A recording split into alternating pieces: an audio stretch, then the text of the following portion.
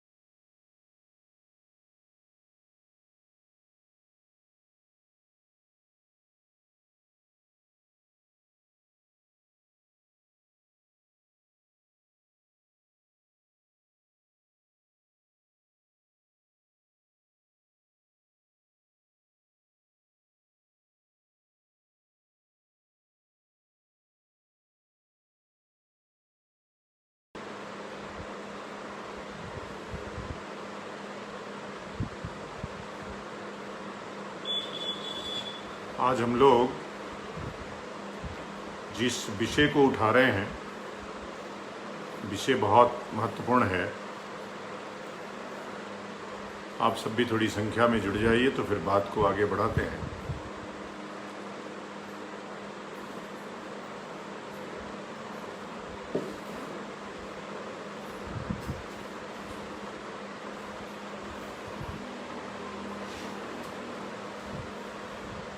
चर्चा करते हैं बुद्ध की। शुद्धोदन और महामाया के पुत्र राजा शुद्धोदन, जो कौशल नरेश के कौशल राज के अंदर में आने वाला वैशाली लिच्छवी गणराज्य था, उसके राजा थे शुद्धोदन। उनके पुत्र हुए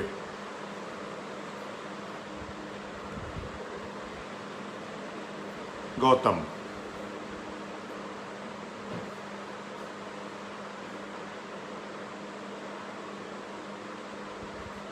और गौतम, जैसा कि नाम से लग रहा है आपको, कि जो गौतम ऋषि के गोत्र में उत्पन्न हुई, गौतम उनका गोत्र था। क्षत्रिय गोत्र है आज भी। उस गोत्र के राजपूत आपको मिल जाएंगे।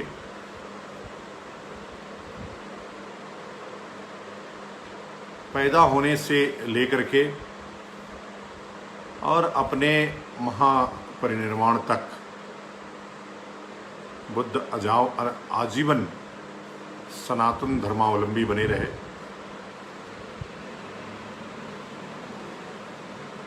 और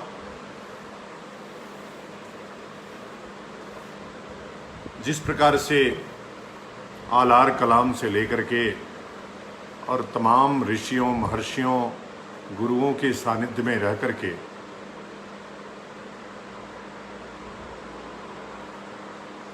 गौतम बुद्ध ने शिक्षा ग्रहण की थी सनातन धर्म की,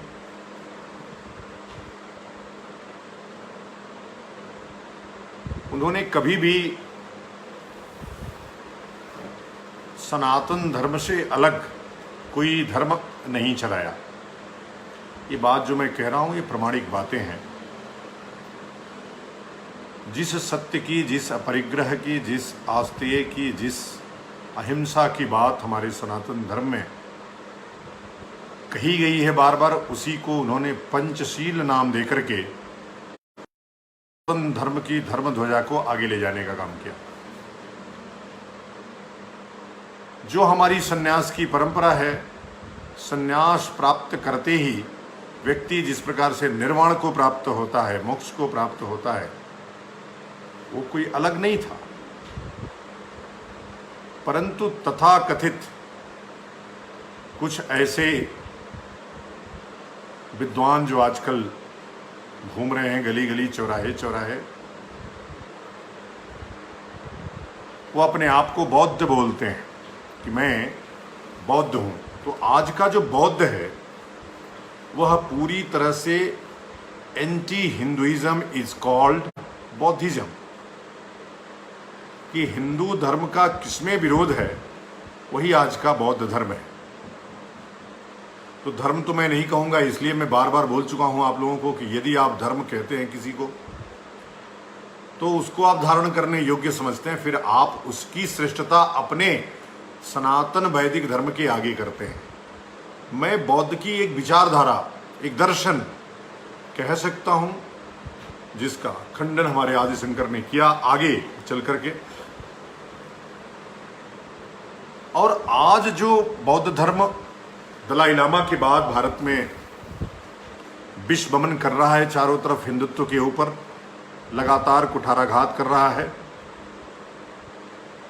उस धर्म में और हमारे बुद्ध में आप मन में याद करिए, कुछ लोग जो देख रहे हैं, कि किस प्रकार से हमारे घरों में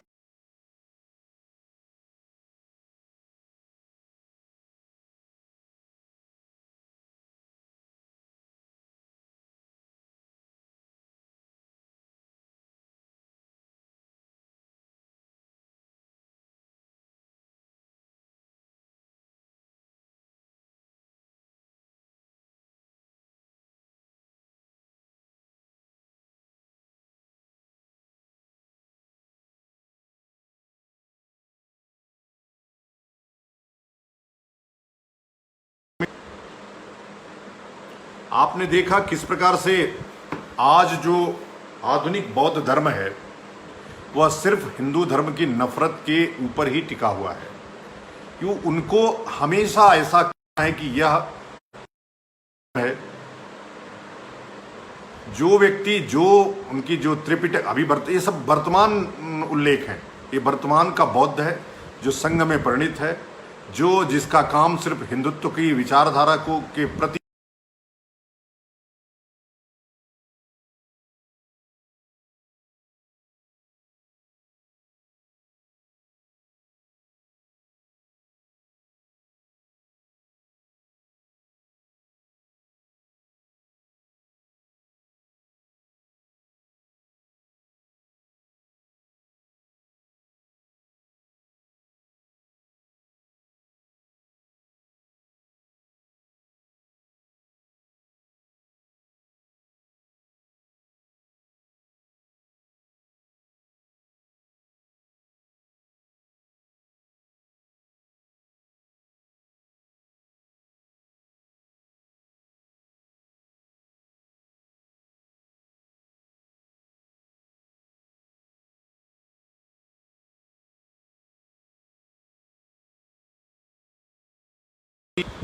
इसलिए बौद्ध धर्म ग्रहण किया कि उनको सेफ साइड मिल जाएगा और वो और इन दलितों को इकट्ठा करने में सावधानी होगी।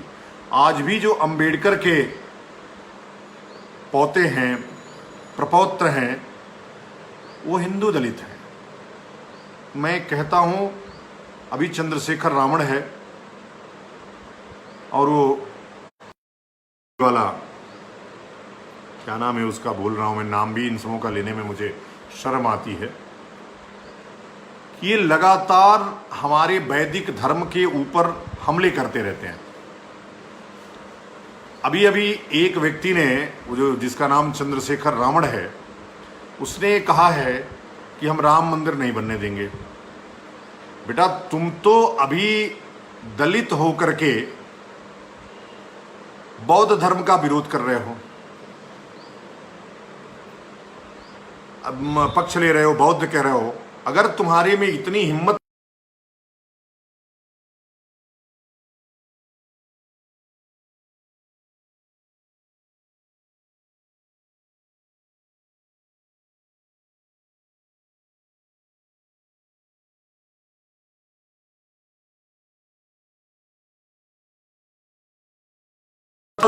हिंदू दलितों की श्रेणी से बाहर ला करके, हिंदू दलितों की श्रेणी से बाहर ला करके उनको बौद्ध अल्पसंख्यकों की श्रेणी में डाला जाए, और नहीं डाला जाएगा तो शंकराचार्य परिषद इसके लिए एक बड़ा आंदोलन करने वाली है कि आप दोयम दर्जे के नागरिक नहीं रहेंगे। आप एक तरफ सनातन वैदिक धर्म के देवी देवताओं को, ब्राह्मणों को, वर्ण व्यवस्था को, उसके ऊपर लगातार गालियां और हमले कर रहे हैं। अपने आप को बौद्ध धर्म कहने की बात कर रहे हैं कि मैं बौद्ध हूं, और अगर आप बौद्ध हैं तो आपको अल्पसंख्यक श्रेणी का लाभ मिलना चाहिए, आपको दलित होने का लाभ नहीं मिलना चाहिए, आपको आरक्षण का लाभ वो नहीं मिलना चाहिए, आपको वही लाभ मिलना चाहिए जो अल्पसंख्यक बौद्धों को प्राप्त है। तो यदि आप में इतनी हिम्मत है और नहीं है तो हमको न्यायालय जाना पड़ेगा, और नहीं तो जितने नवबौद्ध बने हैं, जितने ईसाई बने हैं, सब जल्दी से अपने घरों में आप अपने आप को हिंदू घोषित कीजिए। ये अभियान चला है, हिंदू जोड़ो जाति तोड़ो महाअभियान का ये भी एक उपांग है कि जितने छद्म भेषधारी लोग हैं जो तथाकथित हमारे शास्त्रों का मजाक बना रहे हैं, हमारे देवी देवताओं को गाली दे रहे हैं, अपने आप को बौद्ध कहते हैं। बुद्ध जो थे वो वाणी हिंसा को भी निषेध करते थे, वाणी से भी हिंसा नहीं होनी चाहिए इसका प्रयास करते थे, और इसकी ही शिक्षाएं अपने अनुयायियों को देते थे। लेकिन आज के जो नवबौद्ध हैं उनकी पूरी सियासत इस नफरत पे और हिंदू धर्म के विरोध पे ही टिकी हुई है। यदि ये ऐसा नहीं करेंगे तो इनकी रोटी बंद हो जाएगी, लेकिन रोटी इनकी बंद करवाने के लिए मैंने संकल्प ले लिया है, और वह संकल्प आपके माध्यम से, जिस प्रकार से आपने देखा कि आपने इन जिहादी कथावाचकों के खिलाफ जो महाअभियान चलाया, उस महाअभियान का परिणाम ये हुआ कि सब घूम घूम करके माफी मांग रहे हैं, और अब कोई व्यास पीठ पे बैठ करके मौला मौला नहीं चिल्लाएगा, अल्लाह अल्लाह नहीं चिल्लाएगा। वैसे ही ये जो नवबौद्ध हैं जिनको बुद्ध के बारे में ABCD नहीं पता है, जो बुद्ध को जानते नहीं हैं, आज भी इंडोनेशिया के अंदर, जकार्ता के अंदर, सिंगापुर के अंदर जो मूर्तियां हैं उस पे आज भी यज्ञोपवीतधारी बुद्ध की मूर्ति है वो। तो जिस बुद्ध ने कभी यज्ञोपवीत का निषेध नहीं किया, या सन्यास के बाद आज भी जब सन्यास ग्रहण करते हैं तो शिखा उन्मोचन होता है और यज्ञोपवीत को तोड़ दिया जाता है कि अब सन्यासी है वह जाति और धर्म से ऊपर उठ करके समस्त समाज की सेवा करने का कार्य करेगा। यही सन्यासी। आप जरा इसको शेयर करते रहिए, आगे शेयर करना बंद करेंगे तो संख्या नहीं बढ़ेगी और उन नवबौद्धों तक हमारी आवाज नहीं जाएगी, चंद्रशेखर रावण तक हमारी आवाज नहीं जाएगी, अंबेडकर तक हमारी आवाज नहीं जाएगी, जो एक हिमाकत कर रहे हैं हमारे हिंदू दलितों के नाम पर, आरक्षण लेकर के ऐश्वर्य प्राप्त कर रहे हैं, नौकरियां प्राप्त कर रहे हैं, और उसी सनातन वैदिक धर्म को गाली देने का काम कर रहे हैं। एक उसका नाम है उदित राज, आपने देखा होगा। उदित राज भी लगातार हिंदू देवी देवताओं को गाली देता है और बोलता है कि मैं बौद्ध बन गया हूं, और आरक्षित सीट से चुनाव लड़ता है। जब तुम आरक्षण का लाभ उठाते हो, तुमको अल्पसंख्यक सीट से चुनाव लड़ना चाहिए। आरक्षित सीट से चुनाव लड़ने के कारण तुम आज भी हिंदू दलित हो। यदि हिंदू दलित नहीं हो तो तुमको आरक्षण की घोषणा करनी चाहिए। तुम्हारे में मादा नहीं है, तुम चरित्रहीन हो, झूठे हो, फरेबी हो, और सिर्फ क्षुद्र राजनीति के लिए हमारे देवी देवताओं को गाली दे करके एक जो समाज ऐसा है जो हमारे ही द्वारा अस्पृश्य बना करके हमने उनको अलग किया, और उनका लाभ इन नवबौद्धों ने, इन भंतों ने घूम घूम करके, जो वास्तव में मांसाहारी हैं, झूठ पे, चोरी पे, परिग्रह पे पूरी तरह से निर्भर हैं, ऐसे इन बौद्धों के समूह ने और जब से दलाई लामा आया भारत में, भारत सरकार ने पता नहीं क्या सोच करके इस दलाई लामा को ले आया। दलाई लामा से ओसामा बिन लादेन से ज्यादा खतरनाक दलाई लामा है। मैं इस बात को लाइव के माध्यम से आपसे कह रहा हूं। आने वाले दिनों में इस दलाई लामा को बाहर करना बहुत मुश्किल हो जाएगा, और जिस प्रकार से पाकिस्तान कश्मीर, वो भी ऐसे ही हिमाचल में अपनी सरकार की मांग करने लगेगा। पहले हमने ऐसे ही अंग्रेजों को बुलाया 1600 में,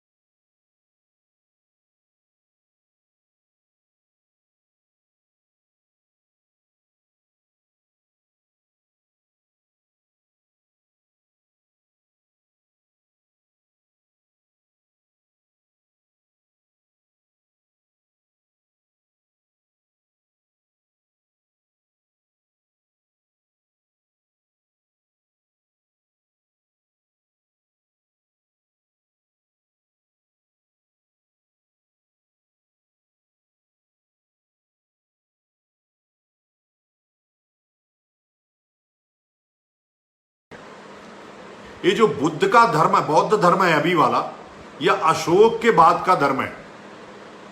और उसमें लगा, बुद्ध तो पूरी तरह से समाप्त हो गए थे अपने विचारधारा के बाद। हो जाता है हमारे यहां भी, संन्यास लेकर के कोई ऐसा एक संगठन बना लेता है, और जैसे ही वो शरीर शांत होती है, उसका पूरा जो सिस्टम है वो समाप्त हो जाता है। वैसे ही बुद्ध के साथ भी हुआ। आप जरा इसको शेयर करते रहिए, शेयर आज काफी कम है।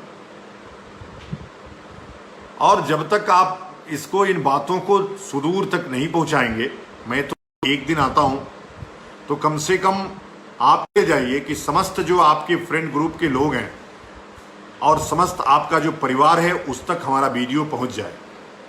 और उस तक पहुंचने का लाभ ये मिलेगा कि वह जो नव बौद्ध धर्म है वह नंगा होगा। इसलिए कि मैं एक एक सूचनाएं आपको ऐसी देता हूं जो आप नहीं जानते तो हैं, लेकिन उसका मार्ग क्या होगा आप नहीं समझते।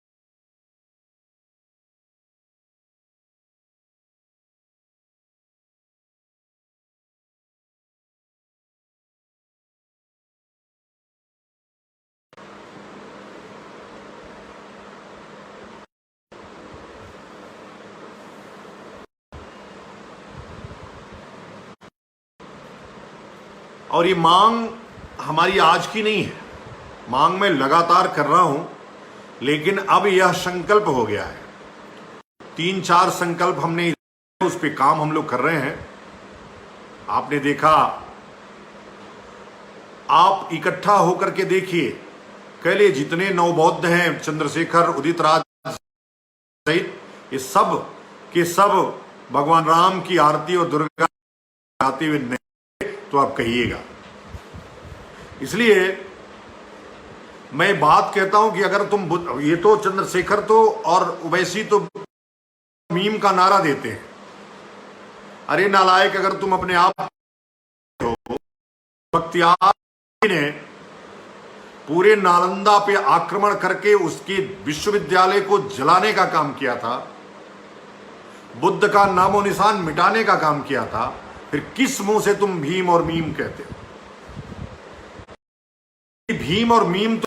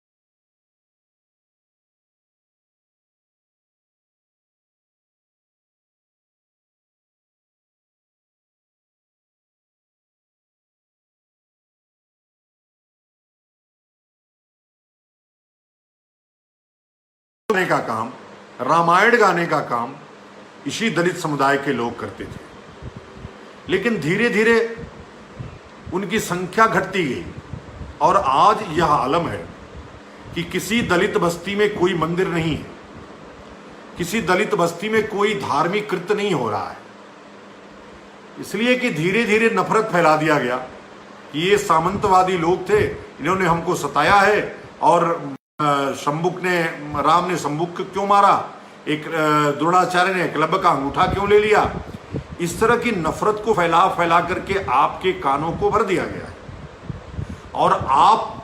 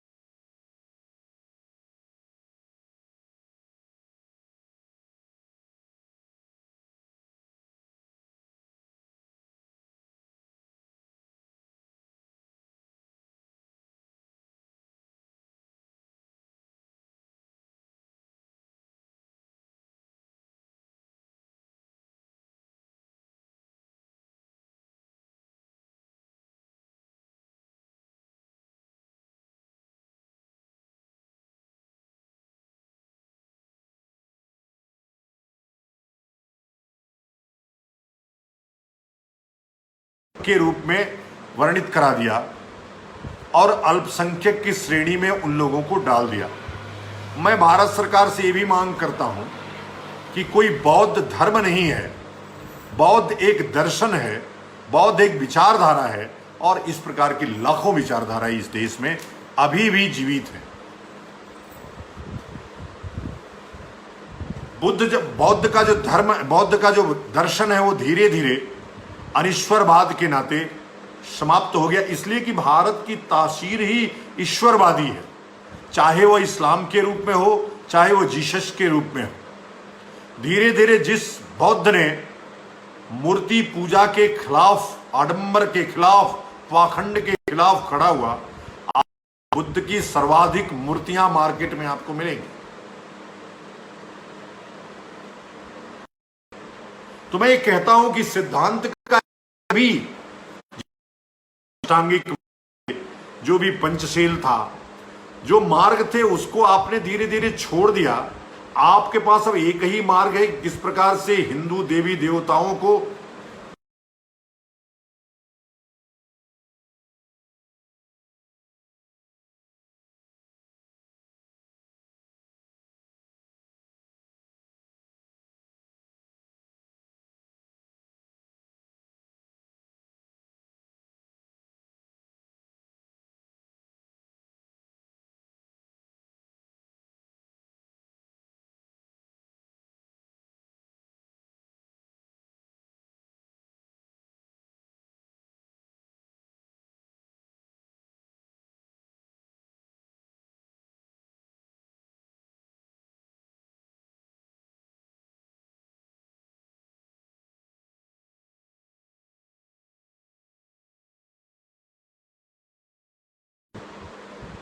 जो हिंदू खटीक है उसका लाभ लेते हैं। अपने जो रावण है वो जाटो जाति का है, हिंदू दलित है, हिंदू दलित होने का लाभ लेते हैं और बौद्ध धर्म का शिक्षाओं का प्रचार प्रसार कर रहे हैं। इनको नंगा करना होगा। ठीक वैसे ही जिस प्रकार से हमने कथावाचकों को कथावाचक होने के लिए व्यासपीठ पे आपको बैठाया, भगवान की राम को की, भगवान कृष्ण की, भागवत की, रामायण की बातें कहने के लिए। आप देखिए, एक बात बताता हूं, ये जो कथाएं हैं सिर्फ उत्तर भारत में चलती हैं, दक्षिण भारत में इसलिए नहीं चलती हैं कि वहां हर, चूंकि बचपन में ही सबको रामायण, महाभारत, गीता, भगवत गीता, उपनिषद सब पढ़ा दिया जाता है। हर व्यक्ति विद्वान है, तो इन तथाकथित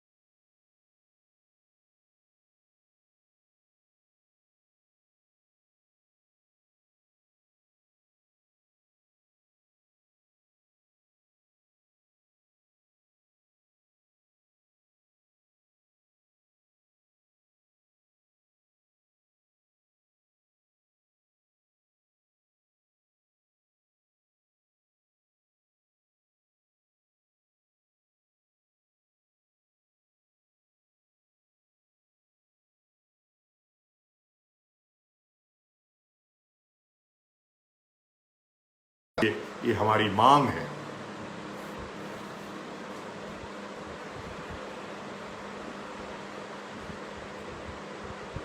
तो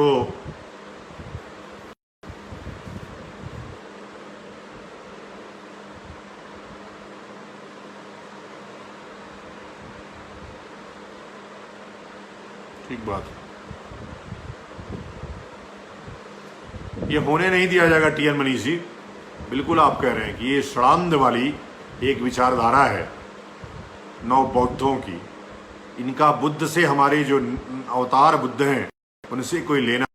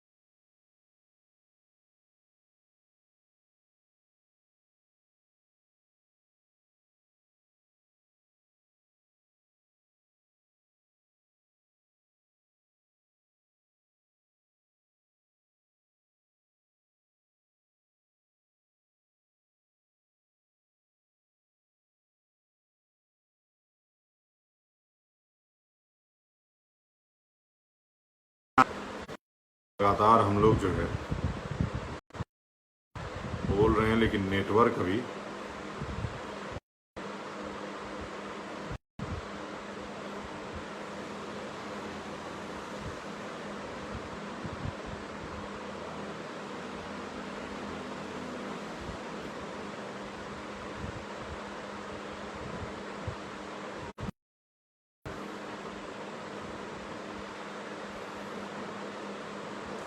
जरा इसको शेयर करते रहें, आगे बढ़ाएं, ताकि हम लोग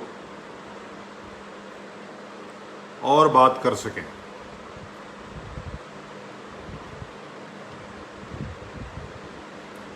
और आप भी अपने सुझाव भी लिखते रहें ताकि मैं पढ़ पाऊं उसको। और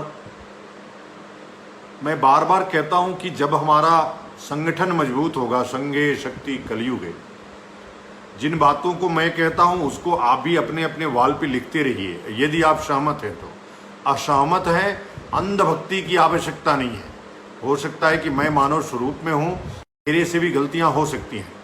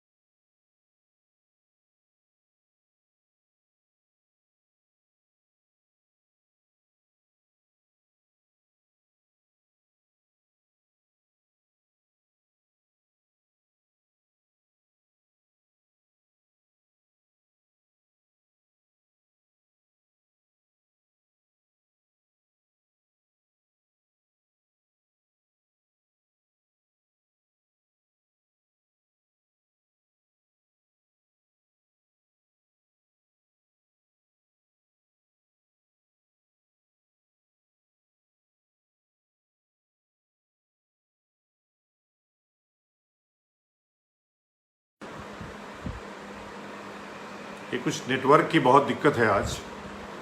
मुझे लग रहा है कि आज का लाइव पता नहीं पूरा हो पाएगा, नहीं हो पाएगा। कुछ समस्याएं आ रही हैं जो आप तक हमको पहुंचने नहीं दे रही हैं।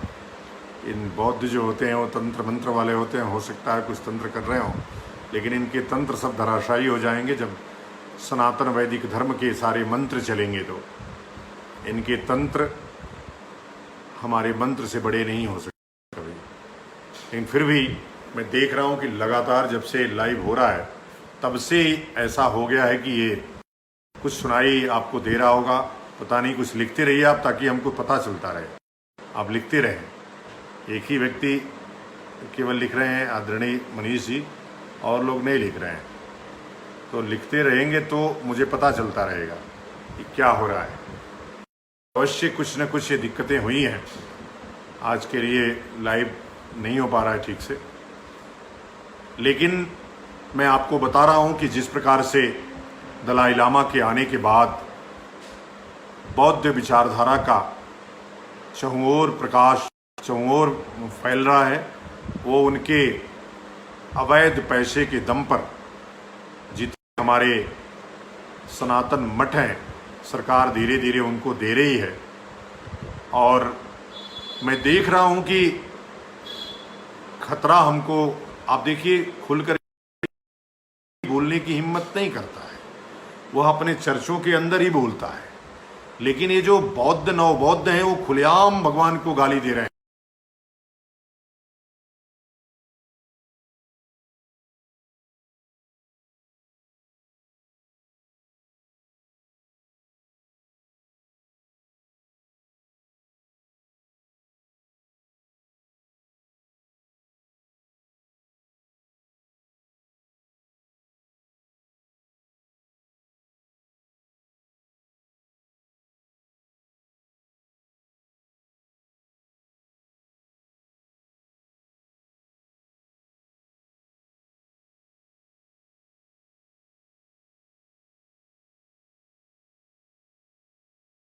जो हमारा महाअभियान चला है, हिंदू जाति तोड़ो हिंदू जोड़ो, उस महाअभियान को बहुत आगे तक ले जाना है।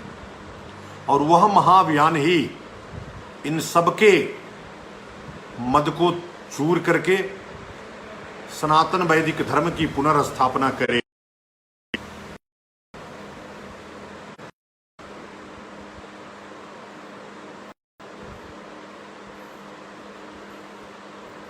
तो हम लोगों को चाहिए कि कम से कम हम जो जितनी जानकारियां रखते हैं, देखिए बुद्ध और बुद्ध को अलग कीजिए। बुद्ध हमारे दशम अवतार, नवम अवतार थे, विष्णु के अवतार, हम लोग उनको पूजते आए हैं। आज हमारे घरों में उनको देवता के रूप में पूजा जाता है। उन्होंने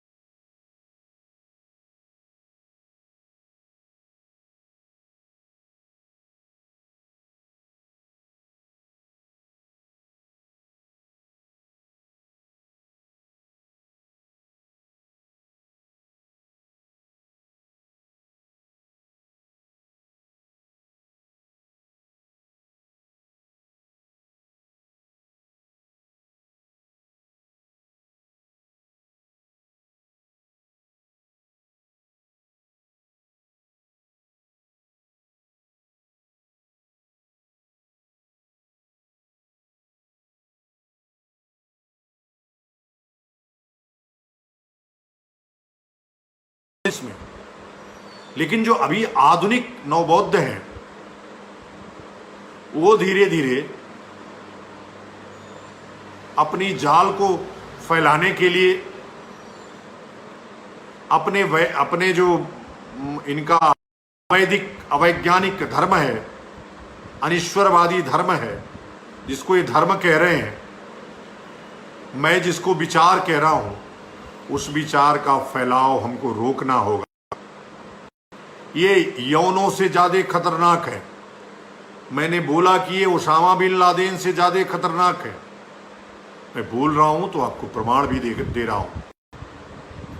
आप धर्मशाला के अंदर बिना बौद्ध भिक्षु का भेष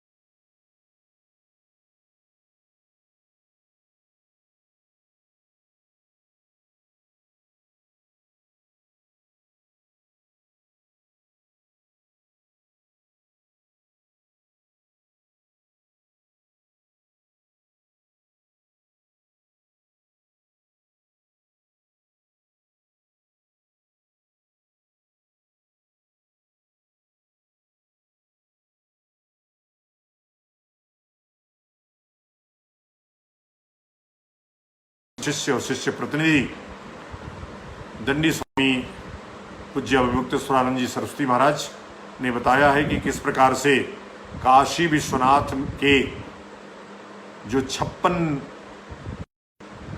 गणपति थे, गणेश थे, उसमें से एक दुर्मुख विनायक को, जो 5 गणपति अंदर हैं, ढुंडीराज गणेश, साक्षी विनायक, सम्मुख विनायक, दुर्मुख विनायक, ऐसे 5 जो विनायक थे, उसमें से एक विनायक को मंदिर सहित और विग्रह सहित प्रतिस्थापित कर दिया गया है। यदि ऐसा किया गया है तो ये दंडनीय है, निंदनीय है। और मैं लगातार देख रहे हैं आप लोग किस प्रकार से काशी विश्वनाथ मंदिर को राजनीति का अखाड़ा बना दिया गया है। ऐसे ही अखाड़ा बनाया गया होगा कि औरंगजेब ने आक्रमण किया, ऐसे ही आप ही की तरह से हाथ पे हाथ रख करके बैठे हुए लोग थे उस समय। औरंगजेब ने 3000 से ज्यादा मंदिरों को गिरा करके उस पर मंदिर बना दिया था। अभी तो हमको एक मिला है, हमको 3000 प्राप्त करना है। मैं इस बात को कहता हूं कि अगर मुंह में इतनी शक्ति थी तो उन्होंने फारस में कोई किला नहीं बनाया, कोई फोर्ट नहीं बनाया, कोई ऐसा ताजमहल नहीं बनाया। तो भारतीय आर्किटेक्चर है।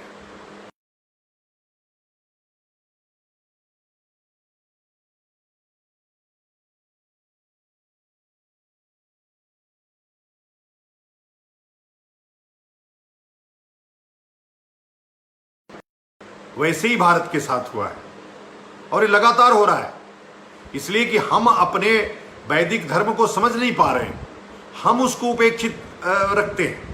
हमको अपने धर्म के प्रति निष्ठा नहीं है।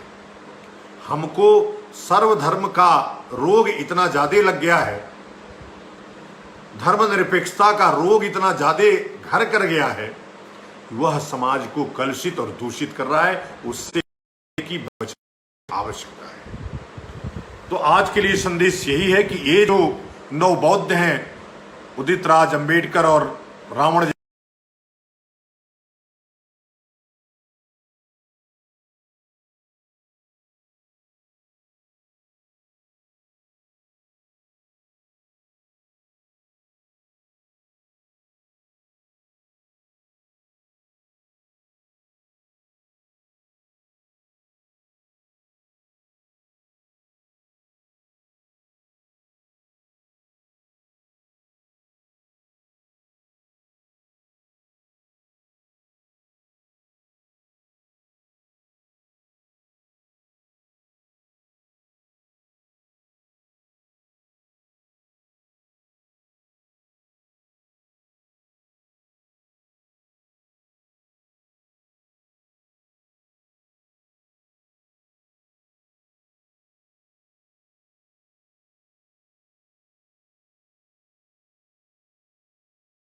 जिस दिन कीर्तन और सत्संग होना शुरू हो जाएगा, आप विश्वास रखिए, जो लोग हैं, जो ये आज राजनीति की बड़ी बड़ी बातें करने वाले लोग हैं, दुबक करके घरों में बैठेंगे और स्वयं राम नाम संकीर्तन करते हुए मिलेंगे आपको। वेद के महावाक्य बोलते हुए नजर आपको, परंतु एकजुटता तो दिखानी पड़ेगी, इकट्ठा तो होना पड़ेगा। चूंकि लोग अलग थलग पड़ गए हैं, अलग अलग हो गए हैं, इसलिए आज समाज में तमाम मिशनरियों को, बौद्ध संघों को, इस्लामिक ऑर्गेनाइजेशंस को ये बल मिल रहा है कि आपको के धर्म को प्रश्न उठाने के लिए, कुठाराघात करने के लिए, और उससे ज्यादा खतरा इस सेकुलर मरकज से नहीं है, इन सेकुलर जमातियों से ज्यादा खतरा है, जो धर्म का खाते तो हैं, आरक्षण का लाभ तो लेते हैं, हिंदू होने का लाभ तो लेते हैं, परंतु गाते हैं इस्लाम वालों की, इन नौ बौद्धों की, ईसाइयों की। इनके पतन के पहले पहले घर को स्वच्छ करना पड़ेगा इनसे। प्यारे देशवासियों, मुझे उम्मीद है कि मेरी बात आपको पसंद आई होगी। आप आज संख्या में जरूर कम हैं, परंतु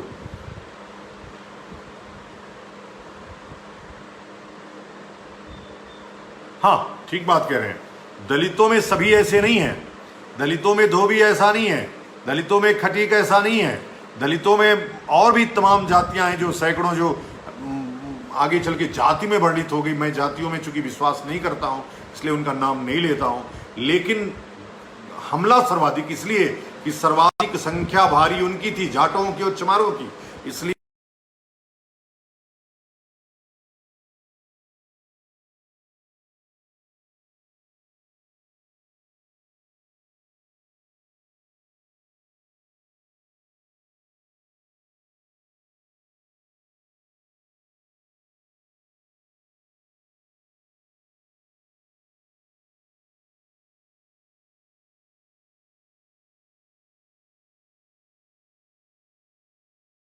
अभियान चला करके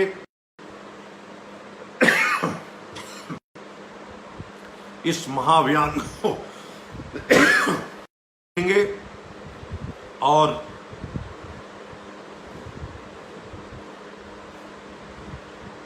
इन नौ बौद्धों को, इस्लामिक संगठनों को, ईसाई मिशनरियों को माकूल जवाब देने का काम करेंगे। इसलिए कि अब दिख रहा है, देश जाग गया है। मुरारी बापू जैसे लोग इस्लाम नहीं फैला सकते, चित्रलेखा जैसे लोग